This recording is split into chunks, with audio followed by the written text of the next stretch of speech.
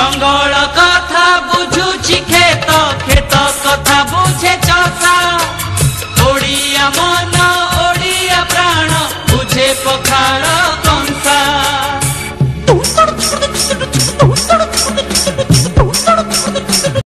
नमस्कार हे प्रिय दर्शक बंधु आपण मानकु मोर सहृदय स्वागत एई कविता दर्शन चैनल। आज तथा बिलेटेड पवित्र पखाल दिवसर हार्दिक शुभेच्छा और शुभकामना एवं एही निदाघ तथा ग्रीष्म अकाट्य खरा गरम ग्रीष्म को शुभ स्वागतम को जनाई एई छोटिया कविताटी आपण मानक पई आपण माने शुणु आ शेष में कहे केमिति लगुच आपण मानकर सौचिंत मतामत कमेंट बॉक्स रे देबे। जदि आपण माने चैनल रे नुआ थिबे तेबे सब्सक्राइब टे करिवे। तेबे आसंतु।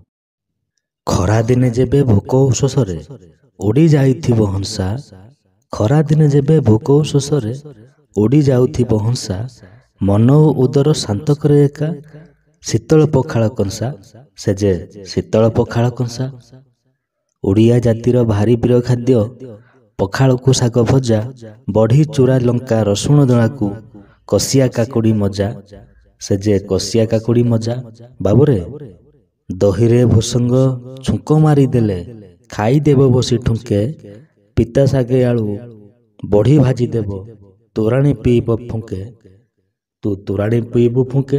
चुना माछ चूड़ चूड़ा साथे जदि छुई आलू भजा थिबो हाथ गोड़ धोई पिढ़ाटी पकाई कंठाग्रते गिली जीव सीए कंठाग्रत गिली जीव। पेट चिरी देई बेसर पुरई भेंडियो कलोरा भाज न खाइबा लोक टांके गाफी देव परीक्षा करंतु आज। हाँ परीक्षा करंतु आज हाँ परीक्षा करंतु आज। हौ कहिबे केमते लागिला। नमस्कार रहिली।